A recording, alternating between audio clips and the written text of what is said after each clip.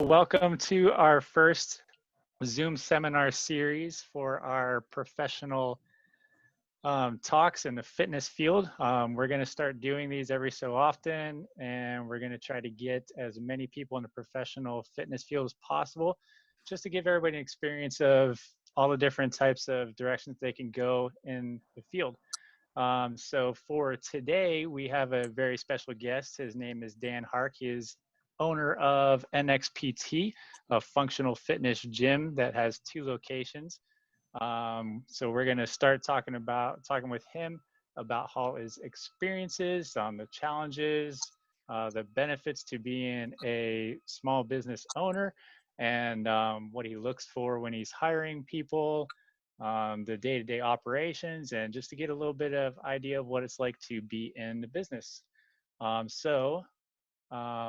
let's say, I guess, introductions. I'm Dan Williams. I'm a fitness manager at Health First Fitness Club. With me, my co-chair is Elias.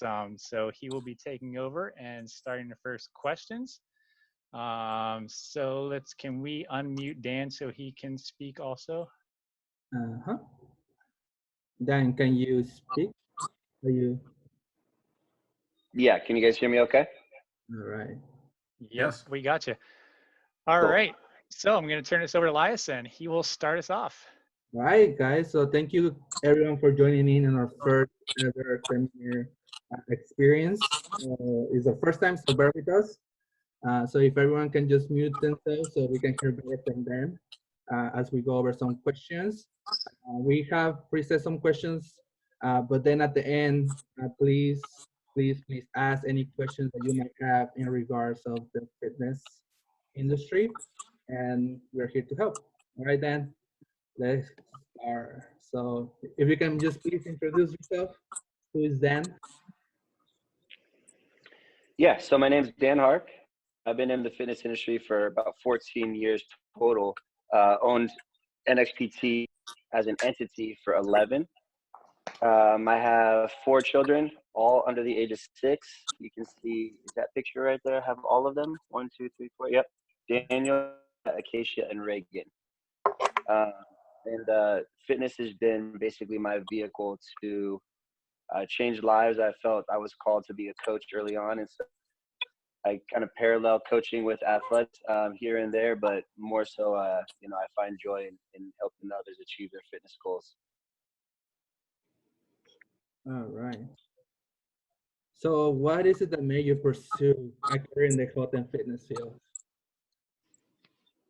Early on, I was more of an athlete, and so between jiu-jitsu, mixed martial wrestling, football, all the different sports I played, you just start to collect these different styles of training from different coaches, different athletics, different sports.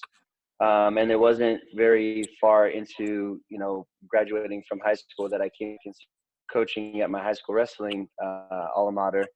And that kind of evolved to youth training, sport-specific training, which just slowly started to evolve to training their parents, training actual clients. And before I knew it, I was training at 5 different gyms here in San Diego.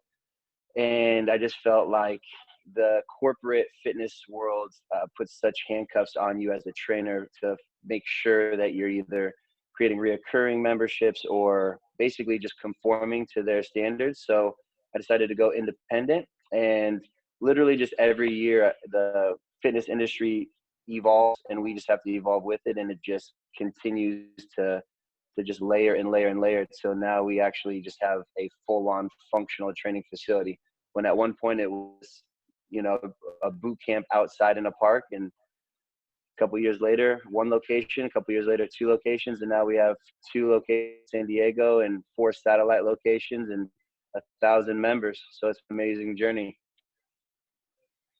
All right. Yeah. So kind of like you already kind of touched base on, owning your own gym. So can you kind of just talk to us about kind of more detail in regards of your journey of, like, people might seem like, oh, it's pretty cool to have a gym, super easy, da, da, da, da, da, but, there's really more to it. So can you just kind of give you, like, what was the main thing that decided for you to open your own gym, and what are the pros, what are the cons, what are some of the obstacles that people might not realize? Yeah, it's definitely much more than what it sounds like as an initial aspiration of I want to own, because that was always the goal from the get-go is owning my own establishment, thinking that just being able to go up and train people the way you wanted to train them. One thing I would say that kind of blindsides you is it's a business, just like every business you have the backside of it, which makes the lights turn on, all the finances, all the operational, and then the creative, what you actually do it for, like actually showing up to class and teaching the classes, teaching members, coaching, personal training. So it's definitely a hard balance. And it takes a good team. It wasn't until about year 5 that I started collecting a team around me of like-minded people that now it's a well-oiled machine. But man, at first it was rough. So I'd say the pros are, you're in control of how you train people. You're not confused about why you're doing what you're doing. If you have a passion for helping people, that's why you show up every day.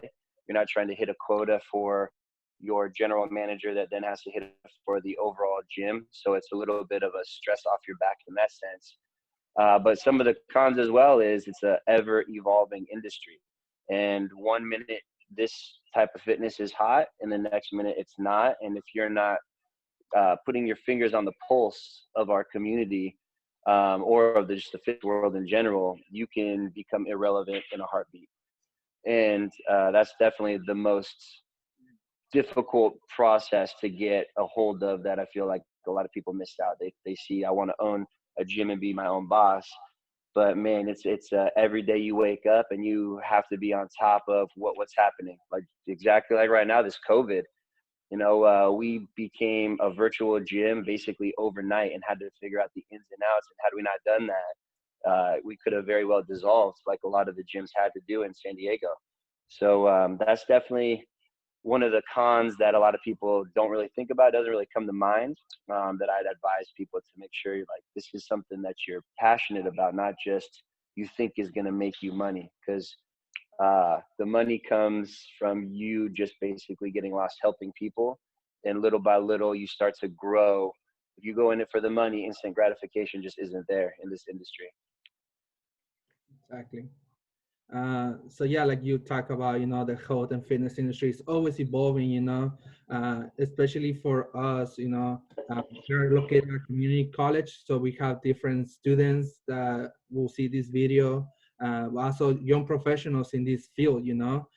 So what is the main advice that you tell people that are interested in the health and fitness field or they're barely starting their journey there?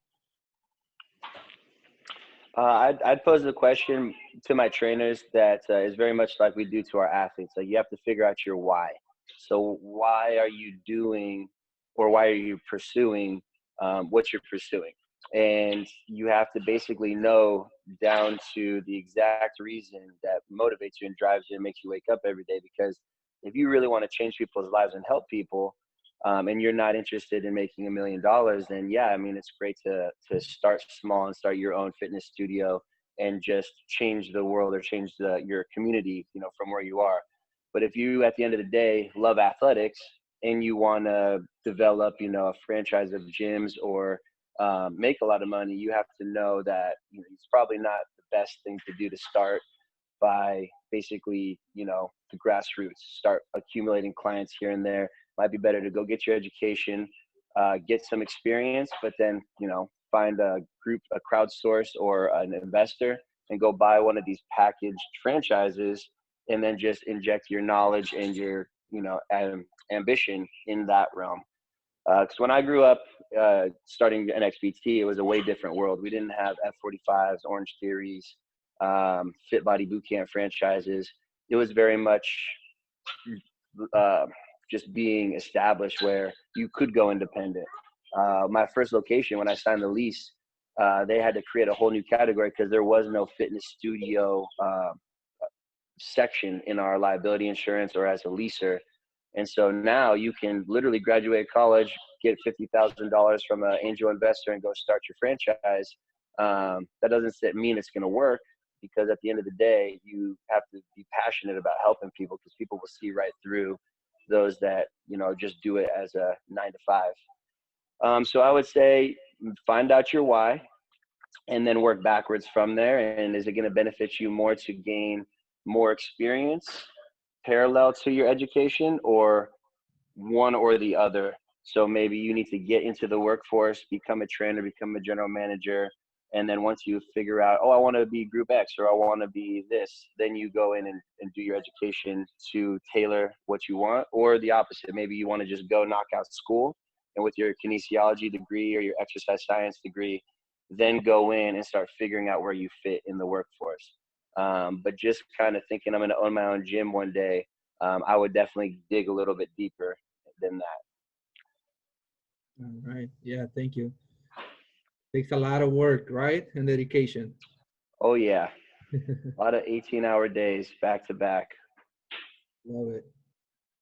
All right. So, like this might seem like a short PowerPoint question, but we actually wanted this to be for all the participants that are with us today. We want to hear their questions. We want to hear their comments. So right now we're going to kind of open it up for questions. If that's okay with you, Dan, are you ready? Oh yeah, let's go.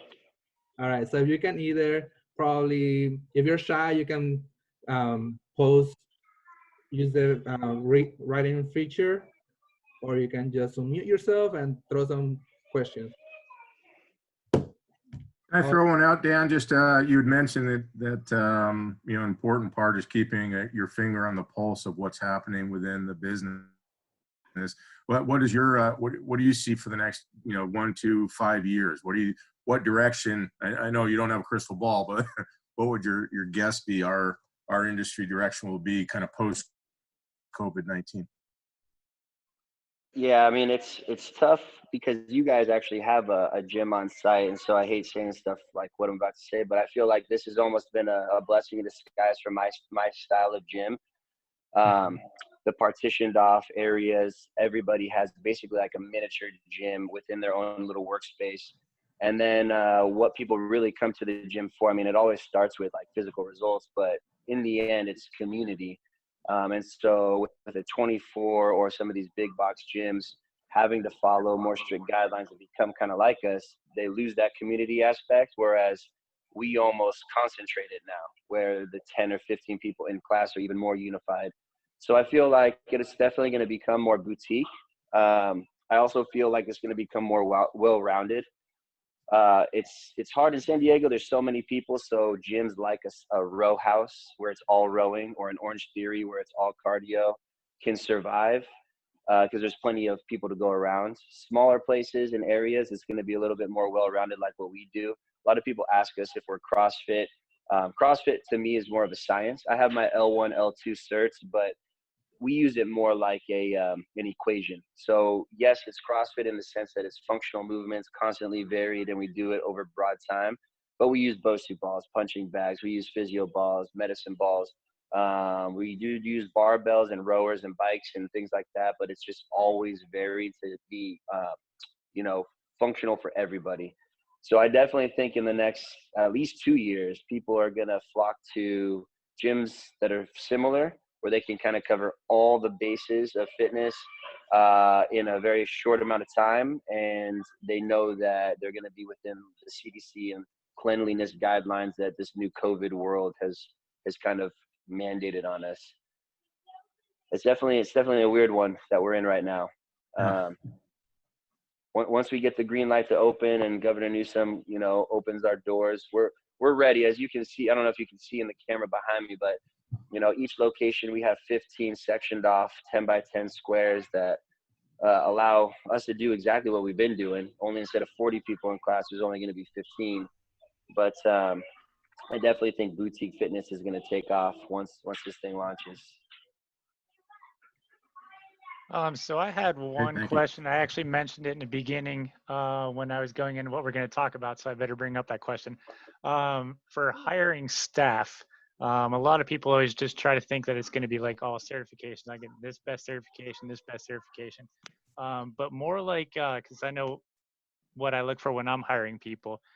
So what are the qualities that you like to look for when the students in the future are going to be watching this? What are you looking for when you interview someone?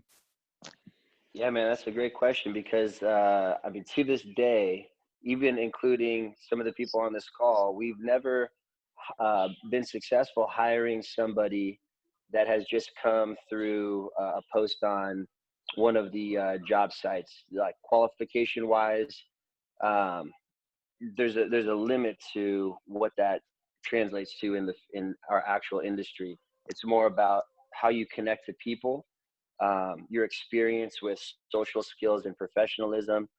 We get a lot of people from colleges like Mueller College and things like that that are like vocational schools where they come out and they have their degree, or they have their certification, and now they're ready to work for $50 an hour. Only they're not ready to work and they're not worth $50 an hour. Versus staff that has gone out and gotten an A certification after being a member at our gym for 2 years and find out that they love people and love fitness, and they're the best trainer that we've ever had, but they don't have a kinesiology degree or a master's degree in exercise science. So, but we do have the trade, the 50-50 of both people who are amazing social skills and connect with people and have world-class credentials. So, I mean, in short, I would say, to answer your question, it's all about people skills. And if you're in college right now, or if you're going to school, you just also need to make sure that you're able to relate to people. You're able to, in an instant, establish somebody's qualities that will help you connect with them faster. Basically, you need to be a people person, or you're never going to be a great trainer or manager in the fitness realm. I mean, it's all relational. Everything you do is relationships. So what I look for is somebody who can connect, somebody who is qualified, and then somebody who's passionate. And those trump experience every time.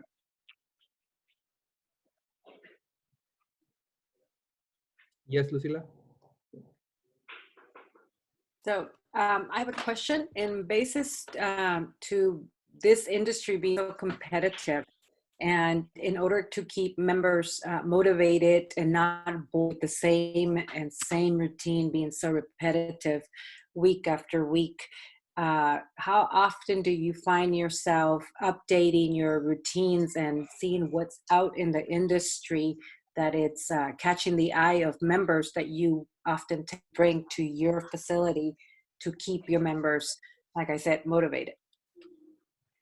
Yeah, that's actually the most important part of having a gym right now is you have to know what is going on out there in the world that your members are doing that interests them, and then also kind of have a glimpse of what's coming up. And that's also kind of the blessing of being in this industry, is by default we kind of have to go out into the world and do these Spartan races, or go out to these workshops or seminars, and just kind of put yourself out there to see, like, oh man, hey, a lot of people love running marathons and half marathons and 5Ks, and maybe we should do some type of class geared towards this. Or, hey, I live in San Diego and it's outside, it's beautiful all day long. Why don't we put some outdoor classes in place? And so to answer your question, I would say every day we're constantly seeking, like, what's coming up next. Programming is always changing based on the industry as well, and like what season we're in. During the summer months, everybody wants to be outside, and so there's a lot of classes and themes that are geared towards the activities that they're doing, like volleyball, or whether it's outside at the bay, like running around with your kids, or just little things like that. But yeah, you definitely have to evolve daily, weekly, monthly, and then also quarterly and seasonally, because people get bored really fast. And you also kind of have to have thick skin. We have a good 500 to 1,000 members at any one time, and somebody who you think is going to be a lifer, 1 month they get bored and they want to go row for a month at a rowing gym, and they'll come full circle. You just have to make sure you're always offering the most well-rounded approach. And so we do a lot of things like challenges, less about actual fitness results and more just about like gaining accountability and doing fun things out of their comfort zone. we sign up as trainers for every event that goes down in San Diego, and then we try to just bring members in on it with us. And that way, it always seems like we're the ones kind of leading the charge, the tip of the spear. We always say the tip of the spear. So it's, if there's a race happening, all of our trainers are already signed up. If there's a convention happening, we're already going and we're already signed up for all the workshops. And that way our members see us kind of on the front line, giving them more content. Awesome. It's hard though. I'll tell you what, it's hard. And sometimes you wake up and you're like, what's going on? We have to do this now. And you know, yeah. But one thing that the COVID situation for the last 7 weeks has shown us is how much people love working out in their home and doing things that they don't like doing in the gym, like Zumba, or like little tiny movements that like everybody thinks they're too cool for. But when we put on a class of accessory work, it's got 100 live viewers, you know? And so we definitely read it and keep building and layering once we see people attracted to it.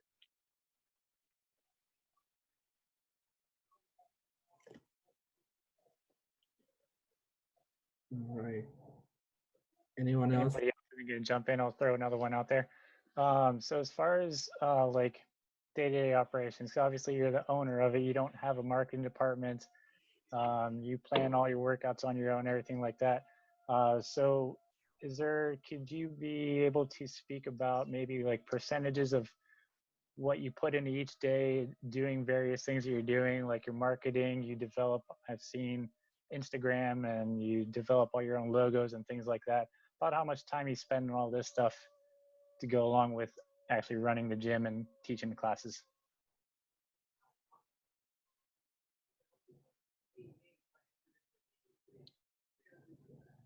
Hold on one second. I didn't hear anything after Instagram. Oh, I was asking about the time you allocate to different things that you have to do on your own, since you own the business, as far as developing marketing, planning routines, just other things like that. Yeah, so there's definitely better ways to do it than what I've got in place. We have a team that helps with programming, and daily we kind of feed into each other from all the different areas of experience that they've grown up in. For example, you know, like trainer Hannibal is a collegiate soccer player and is more of a cardiovascular endurance style athlete. And then we have athletes and coaches that specialize in strength training and things like that. So we all feed into each other for the programming. As far as like the social media, I try to basically kind of tie it into my day-to-day, right? We call it daily method of operations. So every day my DMO is we wake up, my first class is at 4:30, so not much happens before 4:30. But throughout the day, there's little 30-minute increments that it's time to put a post up on Instagram. Then there's little protocols like before 9 a.m. you get the most traction. Respond to all emails before 10 a.m. and then make sure you respond to all voicemails before noon. And so little organizational things like that definitely helps so you never fall behind. And then doing it, like you said, a one-man show as far as like the back office, it's hard and overwhelming if you don't love it. Like I actually do enjoy creating the content, creating graphics, coming up with catchy slogans and sayings and posting things and motivational quotes, typing the newsletter, things like that. So once I don't enjoy it anymore and it's no longer pleasurable, I'll outsource it or delegate it. But right now I do it because I do that side of it myself because I love it. And then my trainers are experts in their field. And so I defer to them on, you know, what do you guys want to do this week? This particular week, we're doing partner work. So everything is, you know, for our virtual, it's like, hey, Zoom call a friend and do our online workout with your friend, or in person, it's, you know, we partner up. And, you know, this is the brainchild of one of our other trainers who said they really lack motivation when it's just about them. So this week, let's tie each other to each other so that they basically make you go out of your comfort zone. And then, you know, it's a real team effort as far as that's concerned. But yeah, social media is one of those, like, just like we were talking about in the last question, where you forget to post one day, or you don't respond to texts or instant messages in, within a 12-hour period, and you're no longer relevant. And those people have moved on. They stopped following you. They don't care about your message anymore. So you have to make sure you're on top of that, like to a T. Yeah, definitely. Like we've been talking about, we're all fitness professionals. Like our members are our biggest priority, right? 100%. Yeah. And so maybe some advice for the the other I guess the students that are entering into this field. What do you motivate members that are coming in? What's your kind of like your take on that? Like, what do you like to do to get them motivated, to get them excited? What's some of the things that you could share with become a better people person, I guess? Yeah, guys, that's a great question. That's hard to kind of unravel. So the number one thing is you have to be genuine, because people can see right through it. And there's members. I'd say there's 3 different types of members. There's a type that just want to come in and they're straight to business, so they don't really mind if you're just kind of like, hey, here's your spot, get to work. But then for every one of those, there's a member who came because they're looking for something more than just a workout, even though they don't know it yet, or they may not know it yet. And so, connecting with them, it's essential to be genuine. And it's also one of those. Did we lost him? Yeah, I think we lost you a little bit there. Maintain that level of fitness for a week or a month or a year or 2 years. And we have members that have been with us for 11 years. I train a woman and her husband that are in their mid 60s that have been with me for 11 years. And it's, in order to have reoccurring return and retention like that, you just have to be real. You have to be yourself, and they have to see you. And people are super forgiving. So you might be brand new to the industry, and you're kind of learning, and they like that. They think it's endearing. And so the best thing you can do is just be genuine. And then the other thing is to find your why, like find their why. The same reason, the same way I said, when you're trying to figure out where you fit in this fitness industry, finding your why. Sometimes you can't come right off the bat and say like, hey, why do you want to be fit? But you can slowly uncover it by, oh, what brought you here today? Okay, great. Well, why do you want to lose 10 pounds? And it's little by little, you whittle it down to the real reason of, maybe it's they just want to feel good and make it to the end of the day without being cranky for their kids. Or maybe, you find out it's a little bit more superficial of they have an event coming up in 3 months and they want to be in shape. But the more real you are in uncovering it, the more they respect you and they see that you care. And that rapport builds little by little. And I also, then there's the third member who wants a little bit of both, but you also kind of have to back off the throttle a little bit and not overwhelm them, kind of guide them, introduce them, be professional, build a little bit of rapport, but at the same time, back off and let them kind of start to trust you and grow and become a member that enjoys your gym and your service.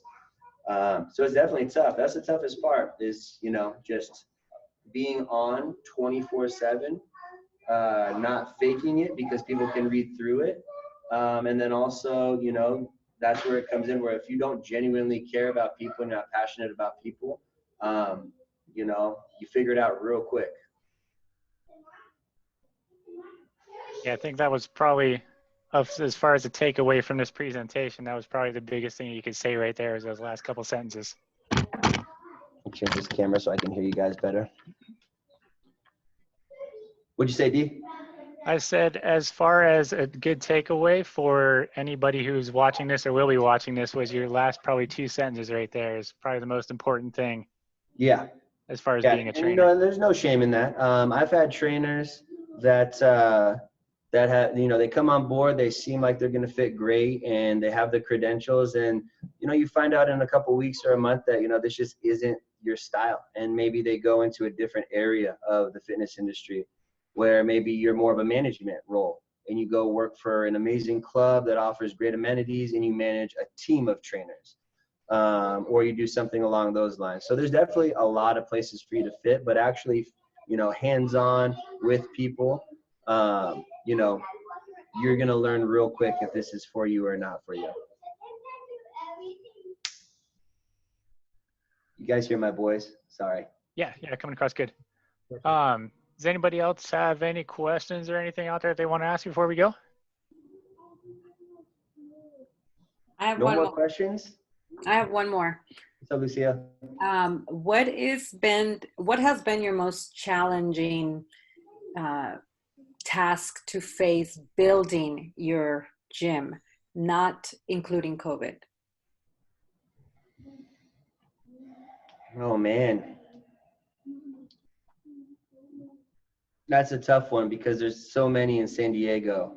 Rents and, the cost of living is so high, and it's such a saturated market for fitness that to be competitive, you kind of have to undercut the competition. And so the two don't really go hand in hand. In order to make ends meet here and pay $2 a square foot to have your own gym, you can't charge less than the competition, but you kind of have to.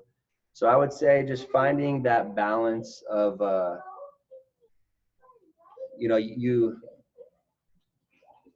if you have a community around you like we do, the difference between what we do and what a lot of the franchise gyms does is the community.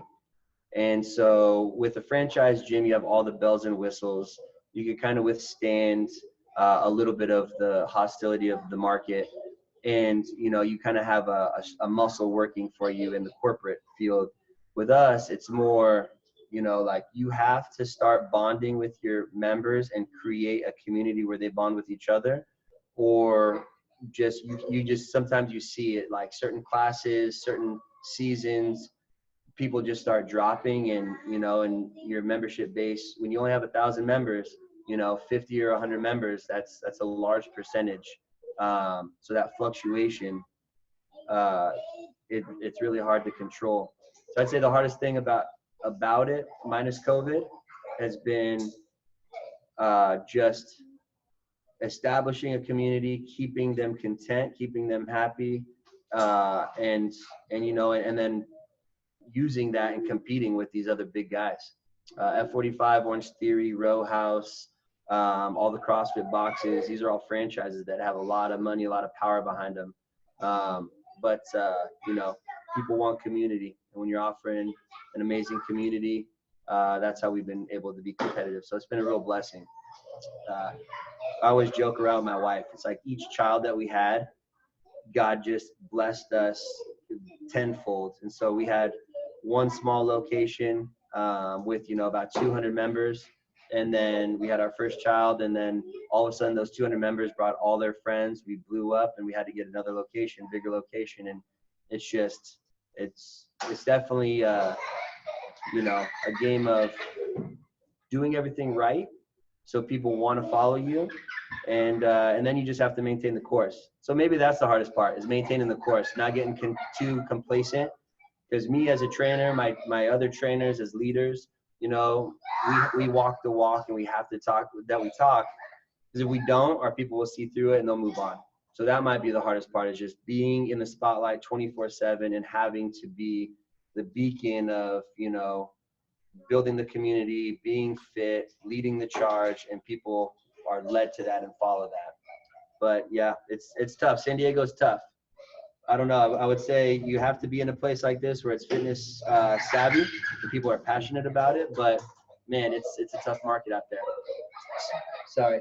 Hey, Daniel and Josiah, come over here so people can see who's making all that ruckus. I apologize, Elias and DW. It's all good. Come here. Hurry up. Sounds like, to me, Lucila, you need to start having a bunch of kids. And this is Josiah. Start having a bunch of kids so I can start growing my gym. Is that what you're saying? Yeah, that's it. More if you're yoked in the right places and you're doing it for the right reasons, yeah, people will come and people will see it and people will follow it. Thank you. All right, anybody else? Going once. Wendy, you didn't ask one Twice. question. I guess I have a question about I guess the financial aspect. As in, I know you already mentioned like Go ahead, sorry. investors and how when you're starting up a gym, you either do or don't get your education and get an investor. But how did you go about like starting up the business like financially? Like as in if you got investors or like that self-made type of thing. Yeah. So the way I personally did it, so in 2006, I established NXPT as a DBA, and I would do this for my sports-specific clients. And little by little, I trained at over 5 or 6 gyms in San Diego. And what ended up happening with me personally, which I know it's almost like an outlier, is one by one, clients wanted more attention, more training. And I mean, if you guys train for any box gyms, you know that even if, they're paying $65 a session, you're only making 15 or 20. So on both ends of that, you're making less than you ever thought because you're a trainer and you went through all this time and certification process. And then them as members, $65 for 1 hour, that's a lot of money. And so it started evolving into outdoor training. And by the time I had, I'd say about 15 to 20 clients that were meeting with me outside of the gym, I realized I needed space. And so it was a very baby step process. So I started leasing space from another box gym and, renting it out. Every hour was X amount of dollars, and I trained my clients. And then when I hit about 30 to 45 clients, I realized I needed my own space, and went and rented or leased a month by month, heavy industrial garage. It was only about 800 square feet, had a roll-up door. And it was just that kind of a process, step by step. Once we hit 100 members, we outgrew it. I had to go get a storefront. And then once we hit about 500 members, that's when things really started taking off. So it's definitely a unique situation. I don't think that it's not able to be duplicated. I'd actually encourage, I have somebody that I mentor that owns a CrossFit gym right now, and they went through the same process. I said, work for as many gyms as you can. Figure out what kind of a trainer you are. Get as much experience as you can, and little by little, just start branching off. Start taking this athlete and doing your own thing. Start taking clients, and same process. And now what happens is it's more, the foundation is solid, because if I did it once, if I built it from the ground up once, I can always do it again. So God forbid COVID came and wiped us clean. Newsom shut us down for 3 more months. We couldn't make rent. We had to just dissolve. I could build this again. But let's say, on the flip side of that, it took me a long time to start making money. And I'm still in the process. I'm nowhere near where we want to be. With the other, avenue where you graduate from school, you have a bachelor's or master's degree, you have X amount of certifications, you've worked a little bit in the industry, and now you go secure a $50,000 loan, you start a franchise, and now you can start being profitable right away. The downside to that is, are you sure you want to do that? You just started it and now you're in debt. You have a property that you've guaranteed with your personal assets. And now it's kind of like you're in the deep end, and you never learned how to swim. So there's definitely that, like, you got to figure out, which process works best for you and where you are in the process. I was 17, so that was fine for me. But if I just graduated school and I'm 33 and I have 4 kids, I don't have time to get 1 client at a time until I have a gym. So, I'd probably go the other route. But then again, I know this is what I want to do. So it's a little different in that sense also. So, you got to just figure out where are you on this roller coaster. And then, from there, start making moves. But you have to be intentful with everything you do. And then you also have to go all in. For about 4 years of my career, I worked at those 5 gyms while I also had my own studio.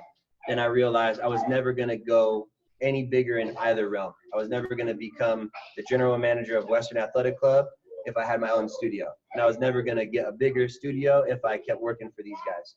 So I had to go all in and make my business successful. So you also can't be too scattered, too spread thin. I hope that wasn't too all over the place. No, you're good. Thank you. I appreciate it. Yeah. Boys, this is your last chance. Please go outside now.